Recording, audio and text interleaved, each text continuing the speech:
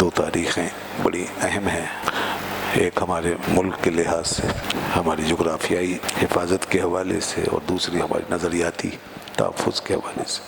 6 اور 7 ستمبر دونوں تاریخیں ایک ساتھ آگے پیچھے لگی ہوتی ہیں، اور ہر سال ہم ان کو سیلیبریٹ کرتے ہیں اور کرنا چاہیے۔ 6 ستمبر ہمارے ملک اور جغرافیہ کے دفاع کا دن ہے، اور 7 ستمبر ہمارے نظریے اور ہمارے عقیدے کے دفاع کا دن ہے۔ 6 ستمبر 1965 جب ہمارے دشمن نے اس ملک کی سرحدوں کو پامال کر کے اپنے حدود سے تجاوز کیا اور ہم پر حملہ کیا، تو ہماری پاک افواج نے اور ہماری عوام نے، زندہ دل عوام نے مل کر کے باہم دشمن کے راستے میں آہنی دیوار کھڑی کر دی، اور ہر قسم کی قربانی دینے کے لیے وہ آگے آ گئے۔ نتیجہ یہ ہوا کہ اللہ نے ہمیں فتح عطا فرمائی اور دشمنوں کا منہ کالا ہو گیا اور انہیں ذلت آمیز شکست سے دوچار ہونا پڑا۔ تو ہماری افواج نے، ہماری عوام نے مل کر اس جذبے کا اظہار کیا، جوانوں نے قربانیاں دی اور کئی لوگ شہید ہوئے، کئی سپہ سالار ہمارے وہ شہید ہوئے، اور اس میں دشمنوں کو بڑا نقصان پہنچا کر انہوں نے دم لیا، ان کے ٹینک تباہ کیے، ان کے گلے میں ڈال کے انہیں واپس کر دیا۔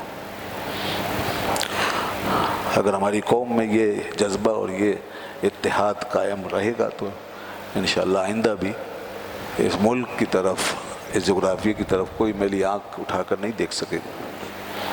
تو 6 ستمبر کو ان قربانیوں کو یاد رکھنا چاہیے۔ جن لوگوں نے قربانیاں دی ہیں وہ ہمارے ہیرو ہیں، اللہ تعالیٰ ان کے درجات بلند فرمائے اور اس ملک کی سرحدوں کو ہمیشہ کے لیے محفوظ رکھے۔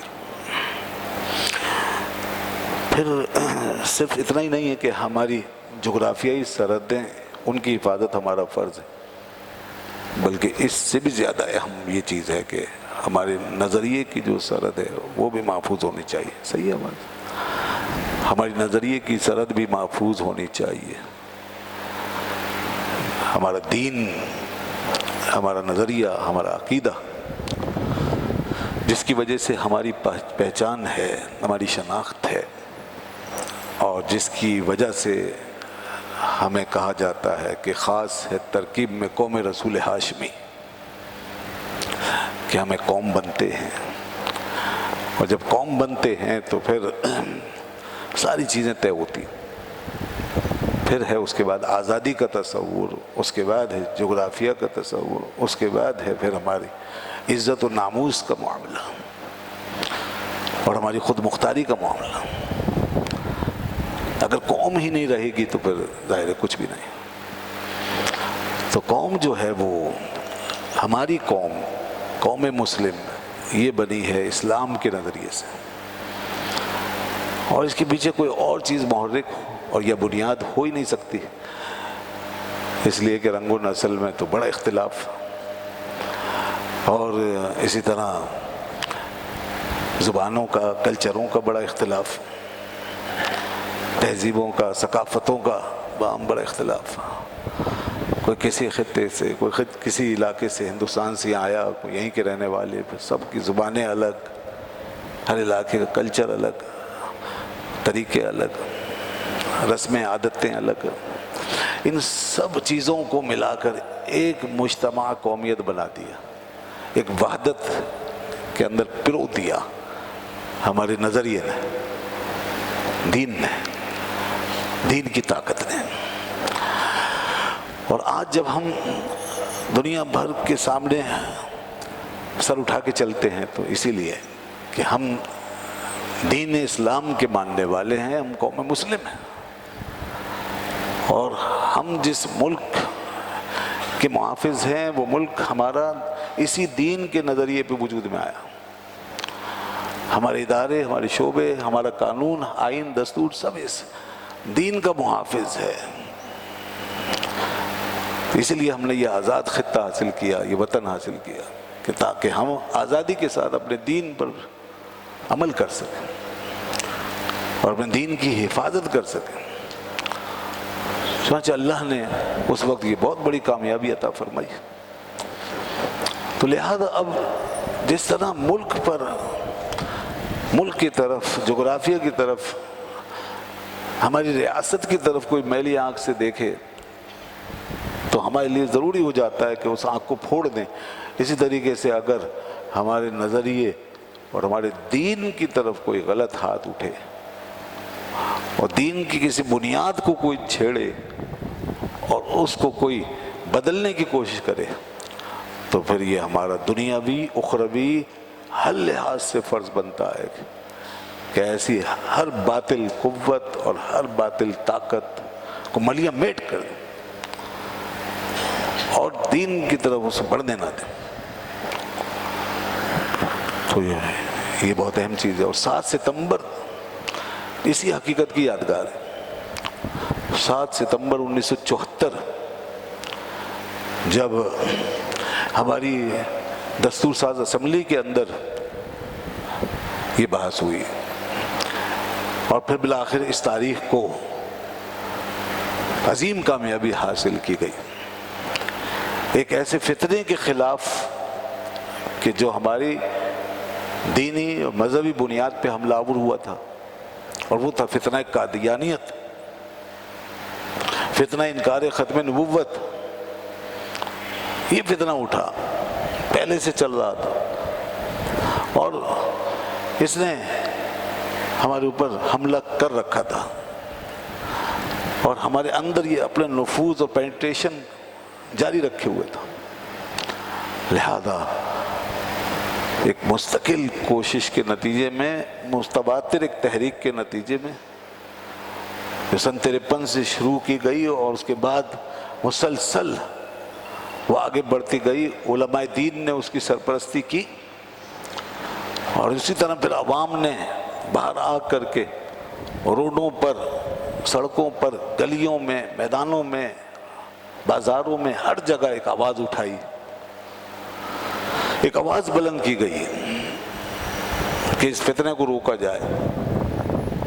ہم اپنے عقیدے کے ساتھ کوئی کمپرومائز نہیں کر سکتے، اپنے دین کے خلاف، اپنے عقیدے کے خلاف کسی قسم کی تبلیغ اپنے درمیان گوارا نہیں کر سکتے کہ کوئی ہمارے بچوں اور ہماری نسلوں کو دھوکہ دے کر، فراڈ کر کے، دھوکہ دے کر، اپنے آپ کو مسلمان ظاہر کر کے اور اپنا جھوٹا ایمان جو ہے وہ ظاہر کر کے ہمارے بچوں کو اور ہماری نسلوں کو گمراہ کرے۔ یہ تھا وہ دھوکہ جو یہ طبقہ دے رہا تھا۔ دوسرے مذاہب جو ہیں وہ بھی پائے جاتے ہیں یہاں بھی، دنیا میں ہر جگہ، مگر وہ اپنے آپ کو اپنے اصل نام سے موسوم کرتے ہیں، وہ اپنے آپ کو جو وہ ہیں وہ بتاتے ہیں، مگر یہ طبقہ قادیانیوں کا، مرزائیوں کا یہ گروہ، یہ مسلمان کہتا ہے اپنے آپ کو، ان کا ہی دعویٰ تھا مسلمان ہیں، اور اسلام کی بنیاد انہوں نے اکھاڑ کے پھینک دی تھی۔ آقائے نامدار ختمی مرتبت محمد رسول اللہ صلی اللہ علیہ وسلم کو آخری نبی ماننے سے انکار کر دیا، یا پھر آخری نبی مان کر دھوکہ دیتے تھے لوگوں کے سامنے اظہار کر کے کہ ہم مانتے ہیں، اور اس کے بعد پھر مرزا غلام احمد قادیانی کو اپنا نبی تسلیم کیا ہوا تھا۔ تو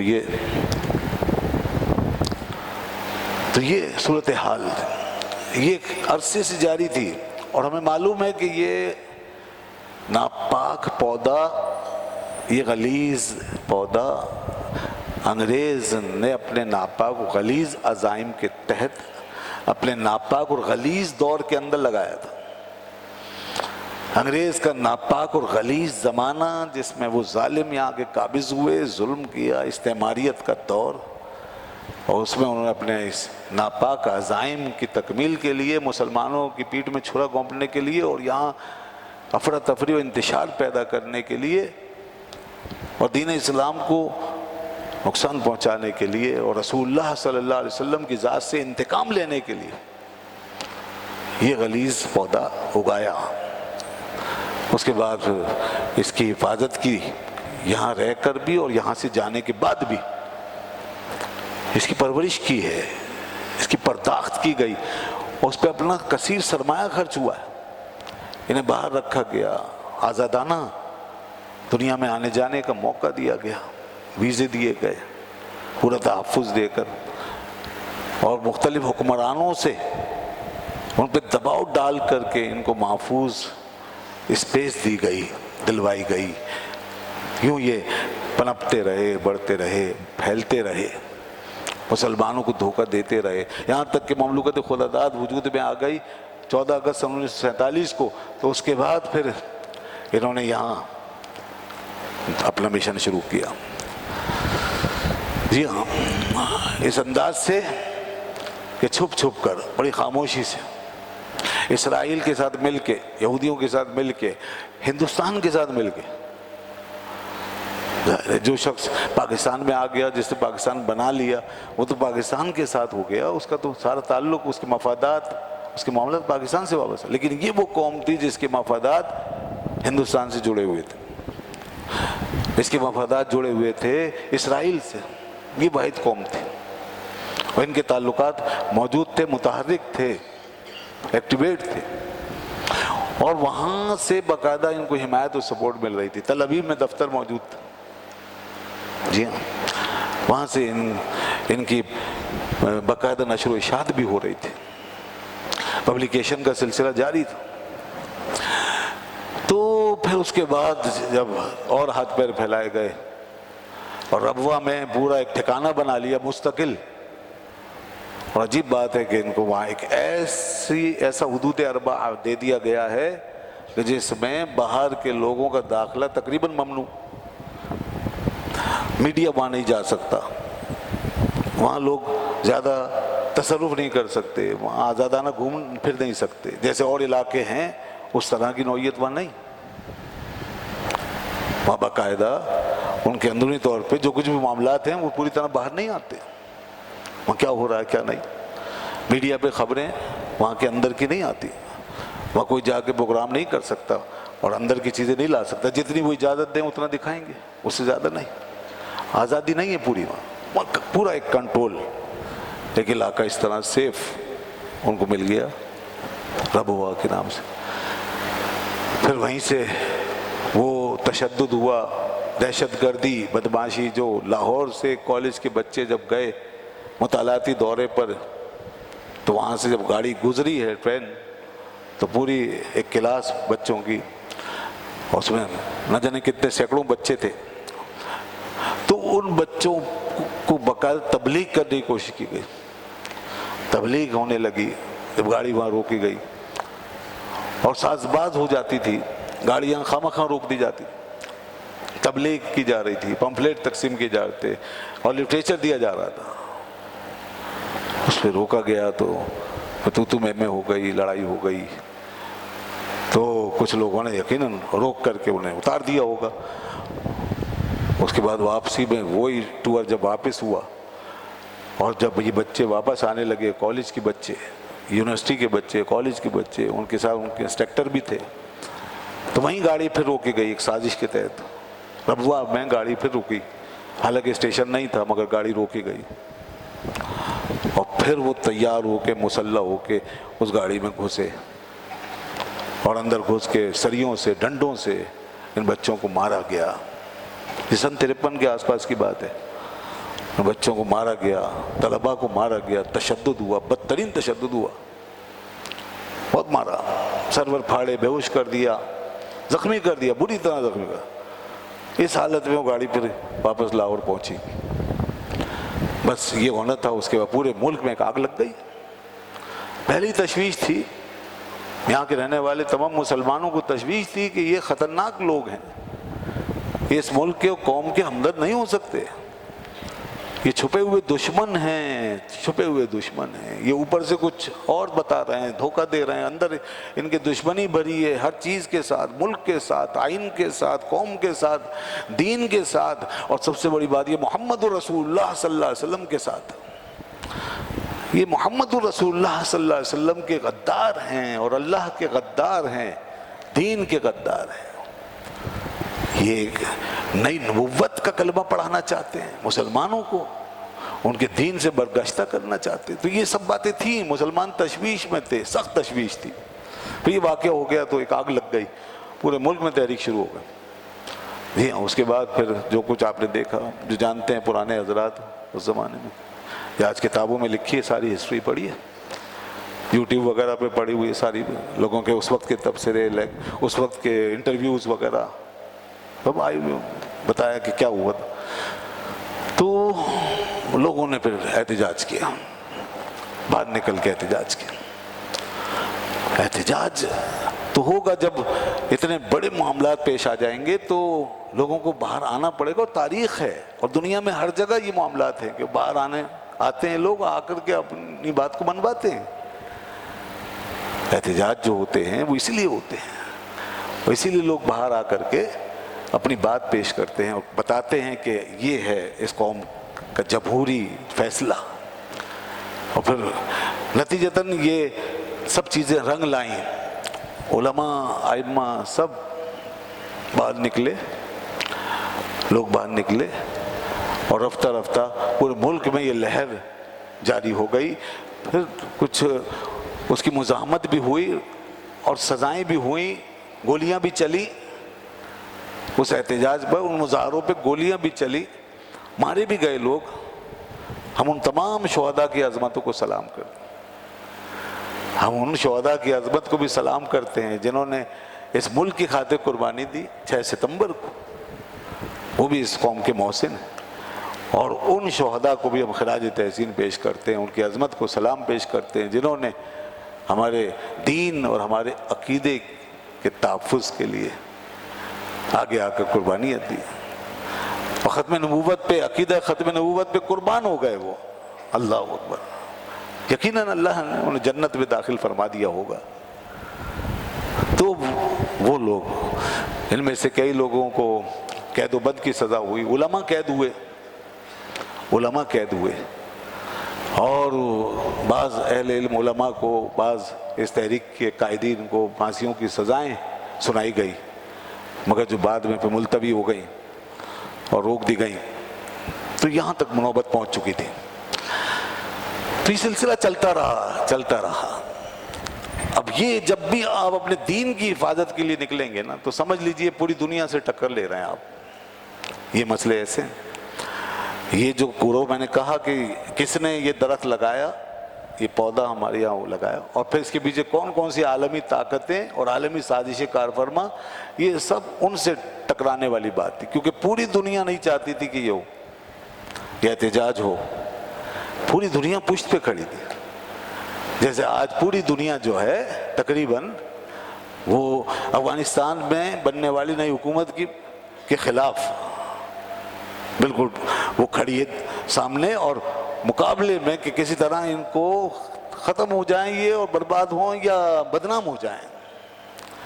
کیونکہ اسلام کے نام پہ جب بھی کوئی تحریک ہوگی, کوئی بھی بات ہوگی, تو پوری دنیا کی یہودی, عیسائی طاقتیں, ہندو طاقتیں, شیطانی طاقتیں, ان کو برا لگے گا. دین کا کوئی بھی معاملہ جب اس کی حفاظت کی جائے گی. تو عقیدہ ختم نبوت پر حملہ پوری دنیا کا حملہ تھا, یہاں سے لے کے امریکہ تک ساری دنیا حملہ آور تھی.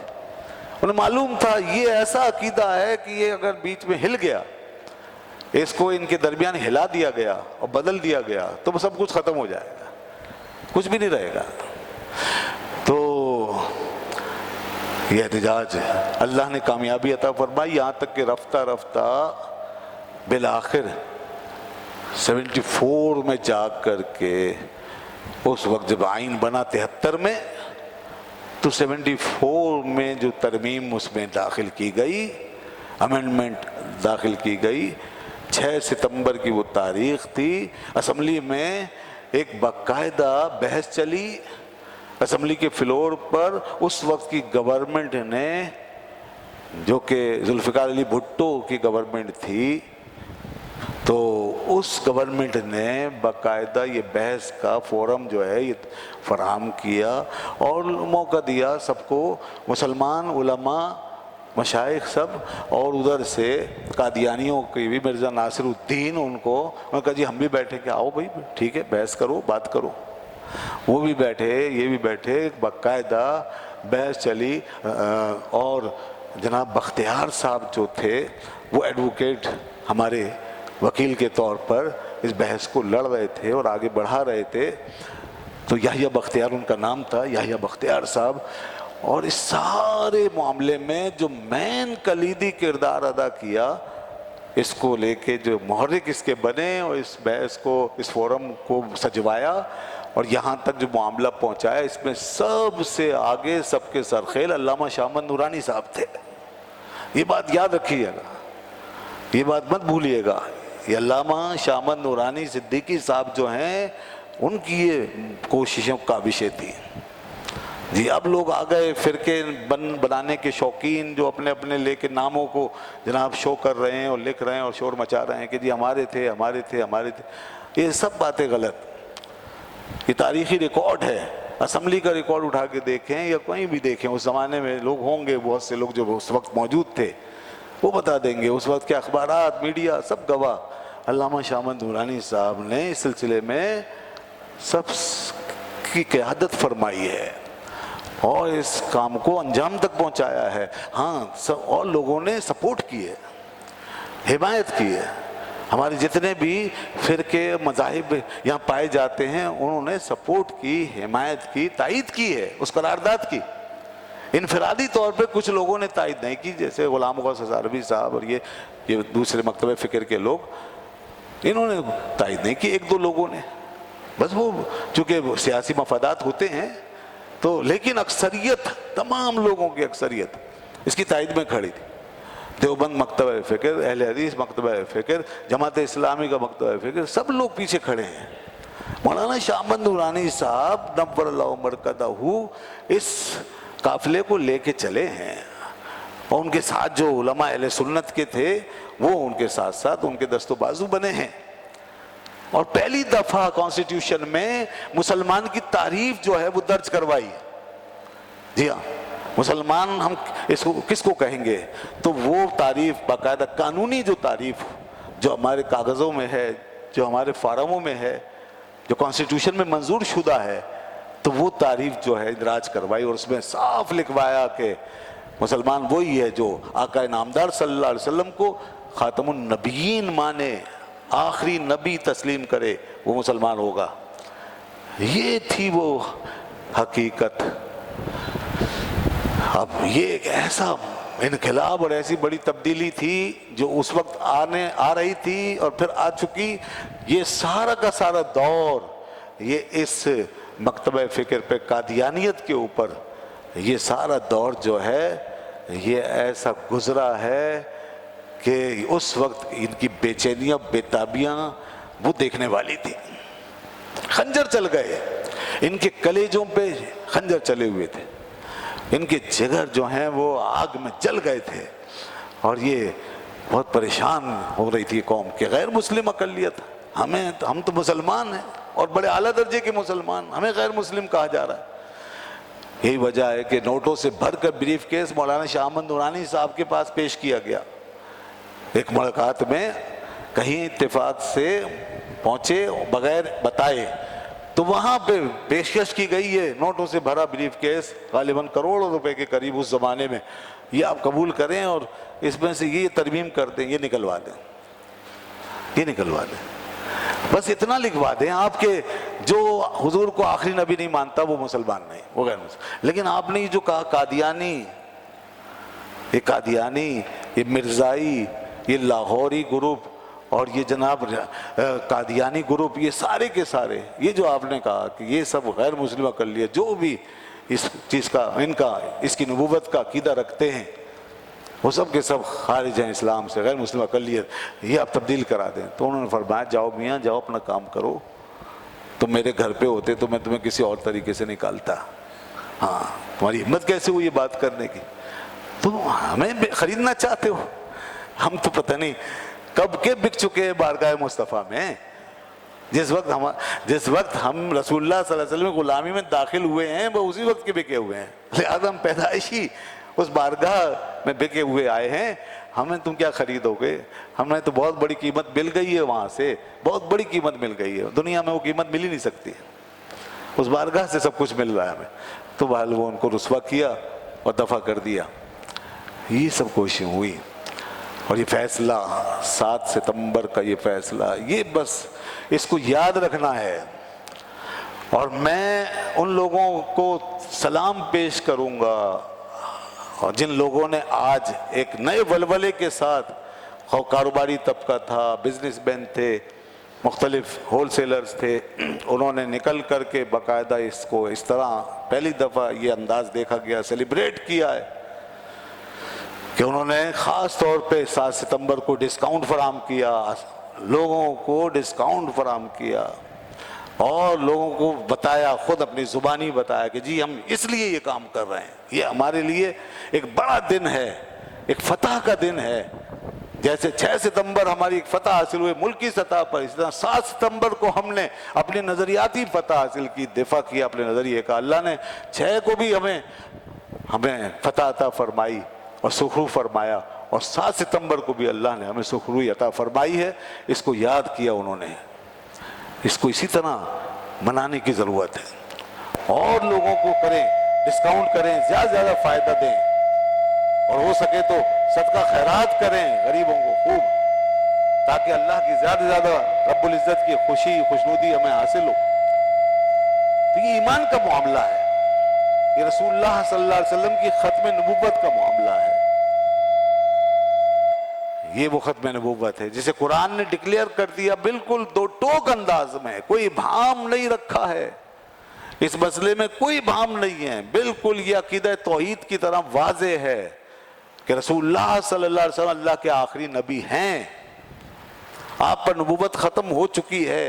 अल्लाह फरमाता मा काना मुहम्मदुन अबा अहद मिन रिजालिकुम वलाकिन रसूलुल्लाह व खातमुन नबिय्यीन, कि मोहम्मद सल्लल्लाहु अलैहि वसल्लम तुम्हारे मर्दों में से किसी के वालिद नहीं, आपके जो बेटे बचपन में फौत हो गए बस वही औलाद आपकी नरीना थी, फिर बेटियां थी जो आगे बड़ी उम्र को पहुंची हैं, तो बेटे कोई नहीं रहे। इसलिए अल्लाह ने फिर जब आखिरी बेटे का भी आपके विसाल हो गया, कोई नरीना औलाद नहीं रही, फरमाया मा काना मुहम्मद व अबा अहद मिन रिजालिकुम, मोहम्मद सल्लल्लाहु अलैहि वसल्लम तुम्हारे मर्दों में से किसी के वालिद नहीं।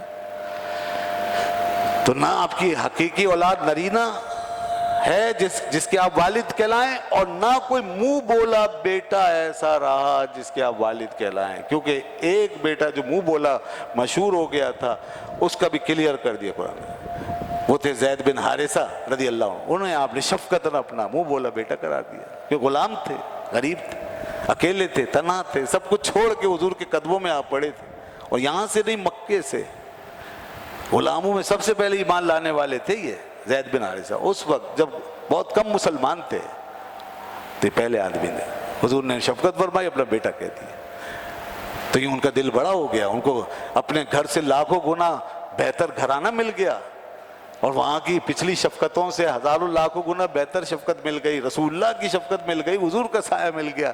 हुजूर तो इसी तरह शफ़क़त फरमाते थे, आप रहमतुल लिल आलमीन थे, ऐसे ही सहारे दे दे के लोग को उठाते थे, गरीबों को, मिस्कीनों को, नादारों को। अब एक ऐसा शख्स जिसको कोई जानता नहीं, हुजूर ने इतनी बड़ी पहचान अता फरमा दी थी कि सारी दुनिया जानने लगी, मगर चूँकि आगे अल्लाह ताला ने इस चीज़ को मना फरमाना था, इसलिए बाद में कुरान नाजिल हुआ कि आप सल्लल्लाहु अलैहि वसल्लम की निस्बत से कोई अपने आप को बेटा ना कहे। तो और उनके नाम के साथ जो ये जुड़ गया ज़ैद बिन मोहम्मद, इसके बदले उन्हें ज़ैद बिन हारिसा कहा जाए। वजह क्या थी? क्योंकि जब शरीयत नाजिल हो गई तो फिर सारे अहकाम और मसाइल थे कि अब बेटे हकीकी जो हैं वही वारिस होंगे, उन्हीं के लिए मामलात हैं, पर्दे के मामलात, दीगर चीज़ें, महारिम के गैर महारिम के, वो सब मुताल्लिक। तो मुंह बोले बेटे अगर इस तरह घरों में दाखिल हो जाएंगे, बेटे या बेटियां, तो वो सारे मसले उलझ जाएंगे, विरासत के मसले उसमें उनकी इन्वॉल्वमेंट आ जाएगी, और पर्दे और हिजाब के मसाइल जो हैं वो डिस्टर्ब हो जाएंगे। तो ये ख़ानदानी निज़ाम का तकाजा था। तो लिहाजा उसके बाद फिर ये ऐलान कर दिया कुरान ने कि कोई आप मर्दों में से किसी के वालिद नहीं है, और इसीलिए उनकी मुतल्लका से जो कि लोगों के नज़दीक आपकी बहू बन गई थी, हज़रत ज़ैनब, उनसे निकाह कराया कुरान ने। अल्लाह ने खुद चाहा कि आप इनसे निकाह करें। लोग उनको बहू समझते थे बेटे की निस्बत से, मगर चूंकि वो बहू नहीं और न वो बेटे हकीकी, वो तो सिर्फ एक शफकत का इजहार था। तो कई लोग इसे हकीकत ना समझ लें और ये कहीं दीन में एक बहुत बड़ा रखना ना पैदा हो जाए, तो इसलिए अल्लाह ने अमलन आपसे ये काम करवाया, आप इनसे खुद निकाह करें। जब उन्होंने तलाक दे दिया हज़रत ज़ैनब को तो हुजूर ने निकाह किया। कुछ लोगों ने शोर मचाया कि ये क्या बहू से निकाह हो गया, बहू से निकाह हो गया। यही तो बताना था ये बहू नहीं है। मुंह बोला बेटा हकीकी बेटा नहीं बन सकता, और अमलन करवाना था। है प्यारे, इसको अमलन करो, नाफिज करो, ताकि इसका असर जो है वो मौकम तरीके से कायम हो जाए, पुख्तगी से पैदा हो, असरात इसके अंदर तक घर करें। सिर्फ जुबानी कलामी तालीम जो है वो काफ़ी नहीं रहेगी। यहाँ अमल करवाया कि आप निकाह करें। निकाह हुआ, अल्लाह ने खुद उसके निकाह के हवाले से, इस निकाह के हवाले से फरमाया वज़व्वजना का, हमने ये निकाह कराया है। और भी निकाह हुए मगर ये निकाह अल्लाह ने मंसूब किया अपनी तरफ, ताकि लोगों को अच्छी तरह समझ आ जाए। और जो मुंह खुल गए बाज़ लोगों के, मुनाफिकों के, उन मुंहों को बंद करने के लिए खबरदार, ये अल्लाह का फैसला है। जिब्रील गवाह बने, ऐसा निकाह जिसके जिब्रील की गवाह बने, ऐसा निकाह जो अल्लाह ने अपनी तरफ मंसूब फरमाया, ये वो निकाह था जिसका खूब इज़हार ऐलान हुआ। और हज़रत ज़ैद, अब हज़रत ज़ैद का जो मामला हुआ, ज़ाहिर है कि उनको एक चीज़ मिली हुई थी, एक निस्बत, वो छिन गई उनसे। मुँह बोले बेटे की निस्बत, ज़ैद बिन मोहम्मद कहलाते थे, उनकी इसमें बड़ी दिलजुई थी, उनके लिए बड़ी सआदत थी, वो इसके साथ उनका एक स्टेटस बना हुआ।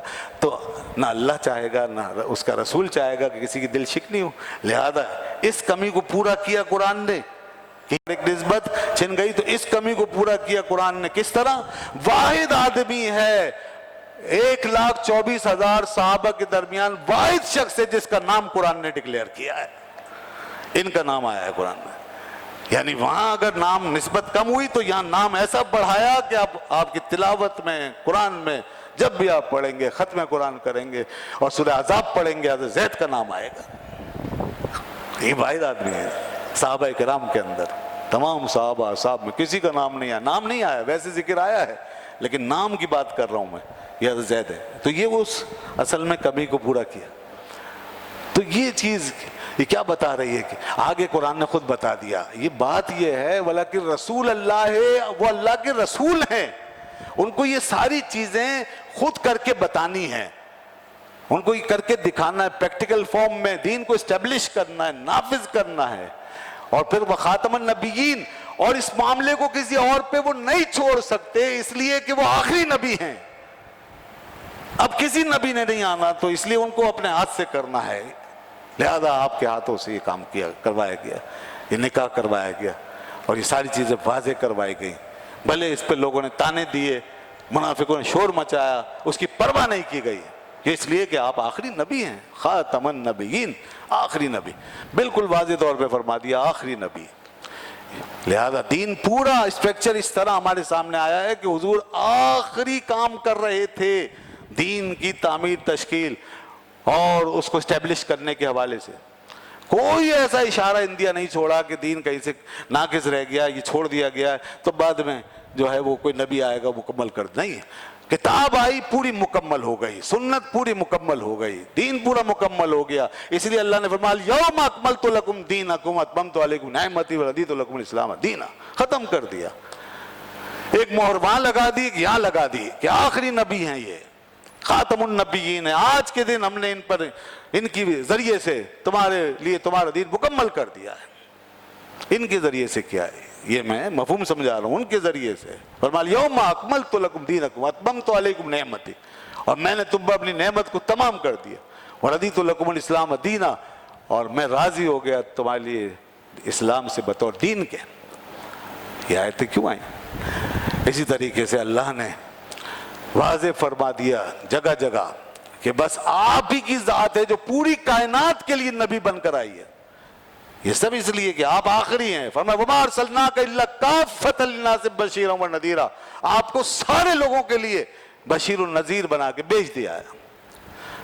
अल्लाह ने साफ फरमाया तबारकल्लज़ी नज़्ज़ल फ़ुरक़ान अला अब्दी लियकूना लिल आलमीन नज़ीरा, सारे आलमों के लिए बस एक ही नबी है और वो है मुहम्मदुर रसूलुल्लाह सल्लल्लाहु अलैहि वसल्लम, कोई दूसरा नबी नहीं, एक ही नबी है।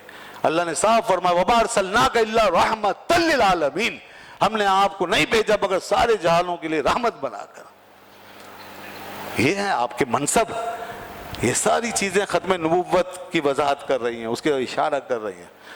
اور اب اس کے بعد کس کی ضرورت ہو سکتی ہے؟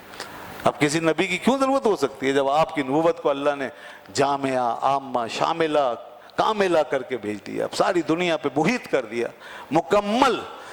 یہاں تک کہ آپ نے فرمایا کہ جو کچھ اب تعلیم رہ گئی تھی اب تک کی محاسن اخلاق سے, محاسن اعمال سے, وہ سب میں نے پورے کر دیے. فرمایا بوئستو لأتمم مکارم الاخلاق وہ محاسن الاعمال, میں اسی لیے بھیجا گیا ہوں تاکہ جو کچھ اب تک مکمل نہیں تھا وہ مکمل کر دوں. عقیدہ و ایمان و عمل سب کچھ, کردار, ساری چیزیں جو ہیں, ایک مکمل انسانیت کا کردار جو ہے وہ میں نے تمہارے سامنے رکھ دیا. اس لیے قرآن نے فرمایا لقد کان لکم فی رسول اللہ اسوۃ حسنہ, لوگوں اب تمہارے لیے کوئی اسوہ حسنہ ہے تو رسول کی ذات ہے. ہاں علماء آئیں گے, مشائخ آئیں گے, بزرگان ہوں گے, نیک لوگ ہوں گے, وہ سب اسی سیرت میں ڈھل کر کے تمہیں اسی کی عکاسی کر کے وہی چیز تمہیں پڑھائیں گے اور سکھائیں گے. اس کے مقابلے میں کوئی یہ دعویٰ نہیں کر سکتا کہ میرا طریقہ رسول کے طریقے سے بہتر ہے.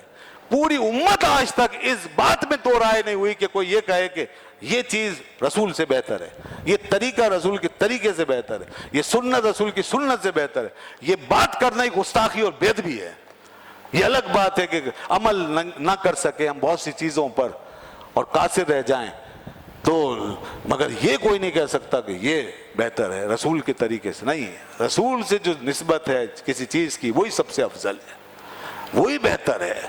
اس لیے قرآن نے فرمایا فاتبعونی, اے محبوب یہ اگر چاہتے ہیں کہ اللہ سے محبت کریں, اللہ کے محبوب بنیں, تو بس آپ کے غلامی میں آ جائیں. فاتبعونی کا سادہ ترجمہ یہی ہے, غلامی میں آئیں, پورے حضور کی غلامی میں داخل ہو جائیں.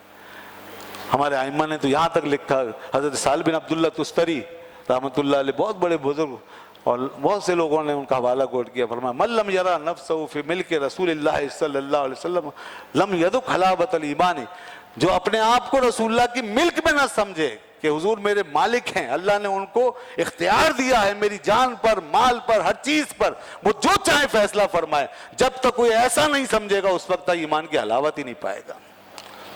اس لیے قرآن کہتا ہے نبی اولا بالمؤمنین من انفسہم, لوگوں تمہاری جانوں کا تم پر اتنا حق نہیں ہے جتنا نبی کا تم پر حق ہے. یہ قرآن ہے. اگر وہ فیصلہ فرما دیں کسی کے بارے میں, پرسنلی فرما دیں, تو اس کو کرنا ہوگا, اس کی اپنا حق سب معطل ہو جائے گا. اس لیے جہاں حضور کا حکم آ گیا ہے وہاں ہمارے سارے رائٹس ختم, ہمارے حقوق معطل, ہماری آرڈرز معطل. ہم اپنے آپ کو ان کے مقابلے میں رکھ ہی نہیں سکتے کہیں بھی, کسی بھی انداز میں. کہیں سپر پاور بھی بن جائیں تو اللہ تعالیٰ قبول نہیں فرمائے گا کہ وہ رسول کے حکم کے مقابلے میں حکم چلائے. فرمایا ما کان للمؤمن ولا مؤمنۃ اذا قضى الله ورسوله ان يكون لهم الخيرة من امرهم, فرمایا کہ کسی مومن و مومنہ کے لیے جائز نہیں ہے اذا قضى الله ورسوله, جب اللہ اس کے رسول فیصلہ کر دیں, ان یکون لهم الخیرۃ من امرہم, تو پھر وہ اللہ رسول کے فیصلے کے مقابلے میں اپنا اختیار جتائیں اور اپنا اختیار منوائیں. بات ختم. یہی ہے اصل میں تصور دین کا, جس کو نافذ کرنا تھا ہم نے اس دنیا کے اندر, تاکہ یہ جو آج جتنی بھی دنیا میں گستاخیاں بے ادبیاں ہو رہی ہیں ان کے منہ بند ہوتے. جب ہم نے کمزوریاں دکھائیں اور نہیں دکھایا رسول کی شان کو اپنے قانون میں, آئین میں, کانسٹیٹیوشن میں, اپنی تہذیب میں, اپنے کردار میں, اپنے معاشرے میں, اپنے فیصلوں میں, جب یہ چیزیں نہیں دکھائی گئیں اور ہمیشہ ہم نے دوسروں کی باتیں مانی اور ان کے ماتحت چلے, ان کی غلامیاں اختیار کی, ان سے مروب ہو کر, ان سے دب کے جب ان کے پیچھے چلے ہیں, تو آج دنیا کی یہ جرأت ہو گئی کہ وہ رسول دو عالم صلی اللہ علیہ وسلم کا مذاق اڑا رہے ہیں. وہ سمجھ رہے ہیں ہم نے ان کو پسپا کر دیا ہے, مسلمانوں کو گمراہ کر دیا, ان کی لگامیں ہمارے ہاتھ میں آ چکی ہیں. لیکن اللہ دکھائے گا اور وہ دن آئے گا جب رسول اللہ صلی اللہ علیہ وسلم کے حکم کے مطابق دنیا کا نظام چلے گا. ایک دفعہ پہلے چلایا دنیا نے اور چلا, 1000 سال تک مسلمانوں نے یہی کچھ دکھایا دنیا کو.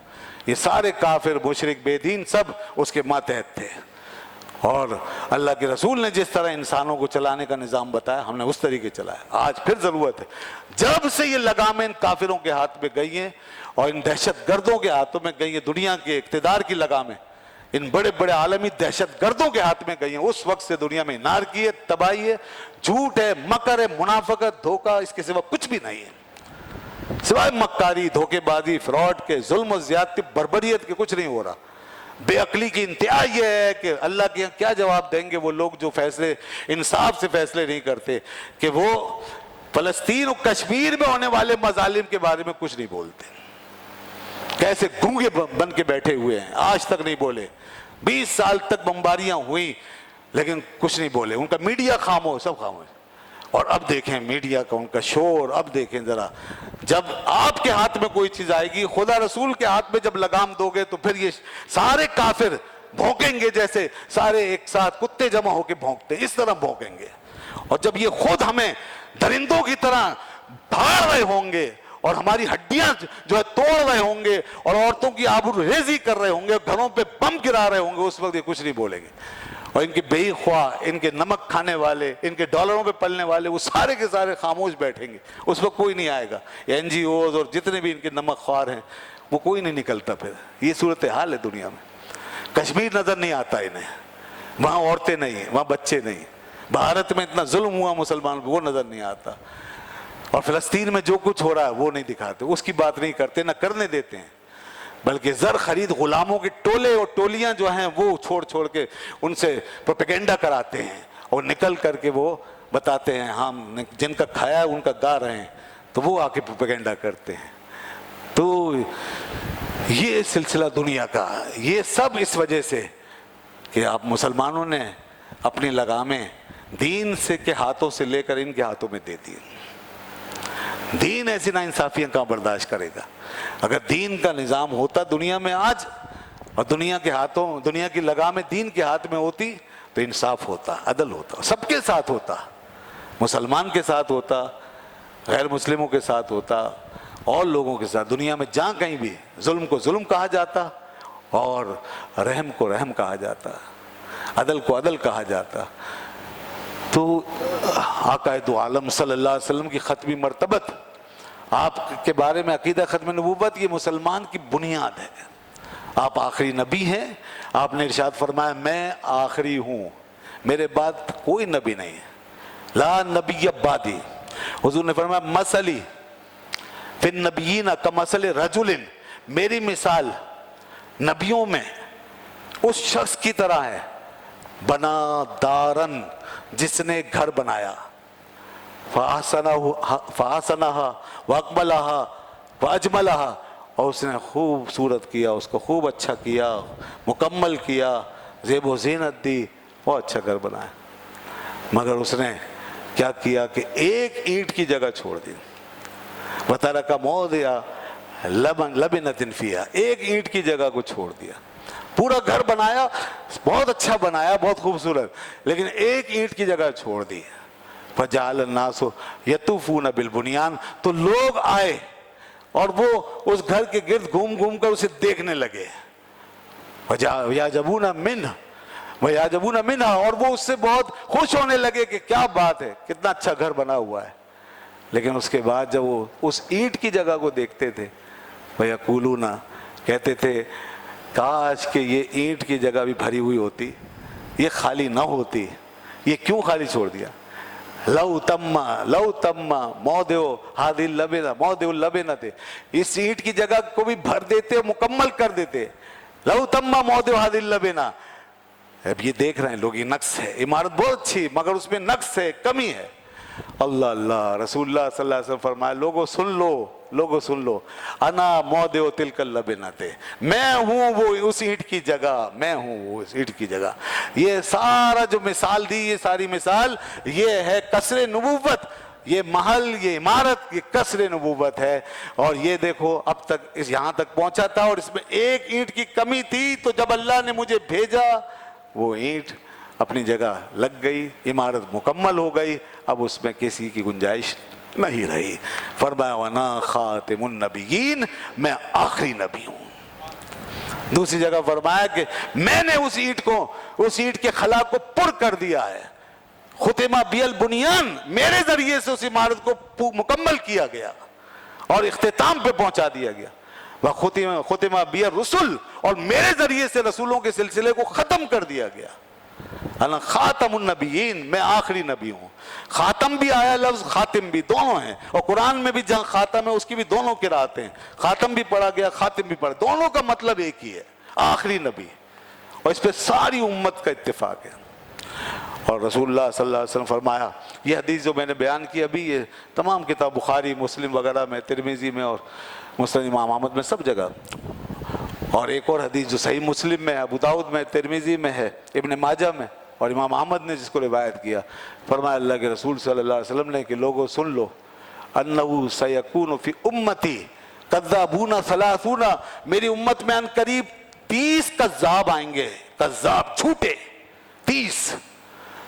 ان کو کہیں دجال فرمایا، کہیں کذاب فرمایا. فرمایا یہ 30 کذاب جو ہیں یہ آئیں گے.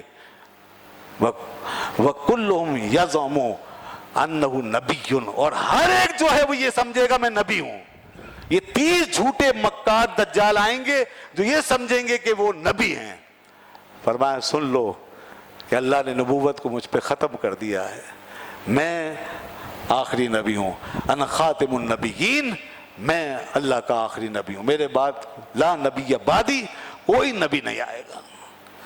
یہ باتیں آپ نے سب بتا دی. جھوٹے مدعیان نبوت کا بھی ذکر کر دیا، ان کی تعداد بھی بتا دی اور ان کی حقیقت بھی بتا دی. بالکل جھوٹے ہوں گے، دجال ہوں گے وہ. اس لیے اس امت نے اس عقیدے پہ کبھی کمپرومائز نہیں کیا، ہمیشہ ڈٹے رہیں. اور تمام لوگ دنیا کے تمام علماء، تمام مشائخ کتابوں میں ایک ہی بات لکھتے آ رہے ہیں، بس حضور آخری نبی. اور اس آیت میں کوئی تعویل انہوں نے برداشت نہیں کی، کوئی تعویل نہیں، کیسے بالکل واضح ہے. اس آیت کا مفہوم بالکل واضح ہے. کوئی خاتم النبیین کے لفظ کی کوئی اور تشریح کرے، کوئی ڈیفینیشن کرے، وہ بھی بالکل غلط. تمام لغتیں، تمام ائمہ، تمام شرحیں، تمام تفسیریں اس پر متفق ہیں کہ خاتم النبیین کا ایک ہی مطلب ہے، آخری نبی. اب کوئی جناب گرامر کے لحاظ سے کوئی تعویل نکالنا شروع کر دے، کوئی اور مفہوم نکالنا شروع کر دے، کوئی کہیں سے کوئی راستہ بنانا شروع کر دے.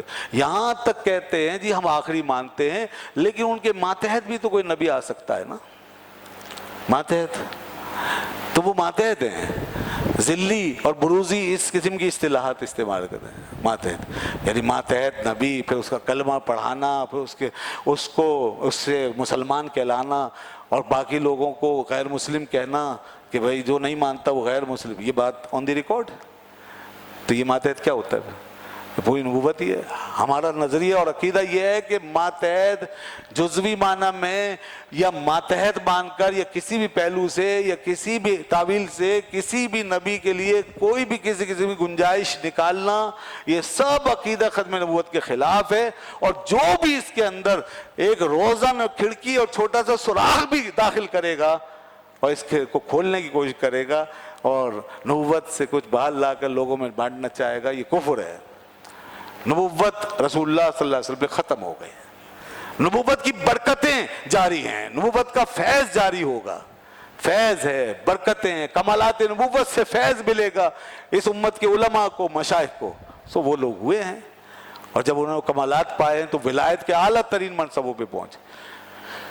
اور اتنے بڑے بڑے اغواص و اقطاب کتنے بلند مقام پہ پہنچنے کے بعد یہ نہیں کہا ہم نبی بن گئے یا نبوت میں شریک ہو گئے. نہیں، اللہ کے رسول نے جب یہاں تک فرما دیا کہ میرے بعد اگر کوئی نبی ہوتا، لو کان بعدی نبی لکان عمر، اگر میرے بعد کوئی نبی ہوتا تو عمر ہوتے. تو جب وہ نہیں ہو سکے، یہاں تک فرما دیا ہے علی تم آج اس معاملے میں، اس موقع پر جب آپ غزوہ تبوک میں تشریف لے جا رہے تھے اور کچھ امور کی نگرانی حضرت علی کو سونپ رہے تھے، آپ نے فرمایا علی تم اس وقت میرے پیچھے اس طرح ہو جیسے موسیٰ علیہ السلام ہارون علیہ السلام کو اپنی قوم میں چھوڑ کے گئے تھے اور وہ کوہ طور پہ تشریف لے گئے تھے. لیکن فرمایا لیکن اے علی سن لو، الا لا نبی بعدی، ولیکن لا نبی بعدی، لیکن میرے بعد کوئی نبی نہیں ہے، میرے بعد کوئی نبی نہیں ہے. یعنی کوئی یہ نہ سمجھے کہ ہارون علیہ السلام کی مثال کی وجہ سے ان میں نبوت آ جائے اور کوئی نبی ماننا شروع کر. نہیں. اور یہ بھی یاد رکھیے کوئی بھی اس امت کا متفق عقیدہ ہے کہ کوئی غیر نبی کو اگر نبی کے برابر بھی جانے، نبی دور کی بات، نبی کے برابر بھی جانے اور نبی سے افضل بھی جانے، تو وہ بھی دائرہ اسلام سے خارج ہو جائے گا. جی ہاں، نبوت اتنا بڑا منصب ہے، یہ بالکل قطعی منصب ہے اور اللہ کی طرف سے تفویض کیا ہوا منصب ہے، اس میں کوئی بھی اپنی کوشش و کاوش سے داخل نہیں ہو سکتا۔ اس لیے نہ کوئی صحابی، نہ اہل بیت اطہار سے کوئی، نہ جناب آپ کی امت کے علماء میں سے کوئی، نہ مشائخ، کوئی اس میں کبھی بھی اس بات کی کسی نے جرت نہیں کی کہ وہ نبی ہو گئے۔ حالانکہ ان کے کشوف تھے، ان کو بہت سی باتیں اللہ کی طرف سے پتہ چلتی تھی، غیبوں کی باتیں بتا کر گئے ہیں، بہت سی کرامتیں ان سے ظاہر ہوئی ہیں، دین زندہ کر دیا انہوں نے، پوری امت کو کھڑا کر دیا۔ ایسے ایسے لوگ ہمارے اندر گزر گئے، بڑے بڑے قابل لائق فائق لوگ، دنیا بھر کا ادب اور ادیب کہلانے والے، دنیا بھر کی عقل رکھنے والے، مگر کسی نے بھی نبوت کا دعویٰ نہیں کیا جو ہمارے علماء اور مشائخ ہیں۔ جس نے دعویٰ کیا وہ اس امت کے اندر مردود قرار پایا اور حضور کے فرمانے کے مطابق دجال و کذاب کے ٹائٹل سے وہ عنوان ہوا ہے۔ یہ ہے اس امت کا فیصلہ۔ اس لیے ہم 7 ستمبر ہر سال جو ہے اس کو اس طور پر منائیں کہ یہ ہمارے عقیدہ ختم نبوت کا کے تحفظ کا دن اور اس عقیدے کے اعلان کا، اظہار کا، اس کی تبلیغ پورے سال ہونی چاہیے، لیکن 7 ستمبر کو ہم بھرپور طریقے سے اس کو سیلیبریٹ کر کے دنیا بھر میں پیغام پہنچائیں کہ یہ عقیدہ ختم نبوت کا ہمارا وہ جشن ہے اور یہ وہ ہمارا دن ہے جس میں کہ دنیا کو معلوم ہو کہ مسلمان اس معاملے میں کتنا سنجیدہ ہے، سینسٹیو ہے، کہ کوئی بھی طاقت دنیا کی مسلمان کو ہلا نہیں سکے گی اس معاملے میں۔ ہم یہ امت کٹ مر سکتی ہے مگر رسول اللہ صلی اللہ علیہ وسلم کے عقیدہ ختم نبوت پہ سودے بازی نہیں کر سکتی۔ اپنے بچوں کو اس پر پکا کریں، مضبوط کریں۔ تعلیم جہاں دے رہے ہیں، دلا رہے ہیں، اسکولوں میں داخل ہو رہے ہیں یہ فتنے، نصاب تعلیم بدل رہا ہے۔ دیکھیے اب بار بار آ رہا ہے کہ پہلے باقاعدہ چھپا ہوا تھا اور سوال تھا آخری نبی کے بارے میں، اب وہ سوال نکل رہے ہیں، وہاں سے ختم نبوت کا لفظ نکالا جا رہا ہے، خاتم النبیین کا عنوان جو ہے وہ نکالا جا رہا ہے۔ یہ سب کچھ ہو رہا ہے، یعنی اس طرح پینٹریٹ کیے ہوئے ہمارے نظام میں یہ لوگ، اور کس طریقے سے منوایا جا رہا ہے، اوپر سے ہمیں کیا دکھایا جا رہا ہے، پیچھے کیا کچھ ہو رہا ہے، یہ ہو رہا ہے عملاً۔ اور پھر پیچھے سے بچوں کو جب یہ چیزیں ملیں گی پڑھنے کو، اور ایسے استاد اور ٹیچر خاص طور پہ ایسے اسکولوں میں بہت زیادہ دیکھنے کی ضرورت ہے جو بڑے مشہور معروف اسکولوں کے سلسلے چل رہے ہیں، بڑی بڑی بھاری فیسیں جہاں ہم دے رہے ہیں، او لیول اور اے لیول کی تعلیم جہاں دی جا رہی ہے، اور سارا جو ہے باہر کا انہوں نے تہذیب و تمدن جہاں پر رائج کر رکھا ہے، وہاں آپ کے بچے جب جا رہے ہوں تو وہاں ذرا سوچ سمجھ کے، کیونکہ ان کا اسلام سے بہت دور کا تعلق بھی نہیں نظر آتا، وہ بالکل آزادی کے ساتھ چل رہے ہوتے ہیں، وہاں ہر قسم کی بے حیائیاں بھی وہ کر رہے ہوتے ہیں جس کا تماشا ہم دیکھتے ہیں۔ کبھی نشے والی بھی خبریں آ رہی ہوتی ہیں، بچوں کو نشہ کرایا جا رہا ہوتا ہے، کبھی وہاں پہ اور بے حیائیاں ہو رہی ہوتی ہیں، ناچ گانے ہوتے، چلیں وہ تو اعمال کی فہرست ہے، اس میں تو ٹھیک ہے، وہ تو عملی طور پر ہی غلط ہوئے، اس کی اصلاح ہونی چاہیے تھی، مگر دوستو یہاں تک تو آپ نے برداشت کر لیا، اس سے آگے اگر آپ کو اپنے اسکولوں میں، اپنے بچوں کے اسکولوں میں کوئی ایسی بات ملے کہ کوئی قادیانی استاد بن کر کے وہاں پہ پڑھانے آیا اور رسول اللہ صلی اللہ علیہ وسلم کے عقیدہ ختم نبوت کے بارے میں کوئی بات کر رہا ہے، کوئی حملہ کر رہا ہے، تو آپ کا سب سے پہلا فرض یہ ہے کہ اپنے بچے کو وہاں سے الگ کر لیں، یا تو اس ٹیچر کو نکلوا دیں، اس سلسلے کو رکوائیں، اگر یہ آپ نہیں کر سکتے بچے کو الگ کر لیں، ورنہ کہیں یہ بچے ہمارے اگر آج کسی اور کی نبوت پہ ایمان لے آئے تو قیامت کے دن ہم سے ضرور اس کا سوال ہوگا۔ تو جب تک ہم سب مل کر کے یہ چیزیں نہیں کریں گے، یہ بدبخت لوگ اسی طرح ہمیں تعلیم کے نام پہ مختلف شعبوں کے حوالے سے، مختلف ناموں کے حوالے سے اسی طرح گمراہ کرتے رہیں گے اور بچوں کے ذہنوں کو بدلیں گے۔ اللہ تعالی ہمارا حامی و ناصر ہو۔ وآخر دعوانا الحمدللہ رب العالمین۔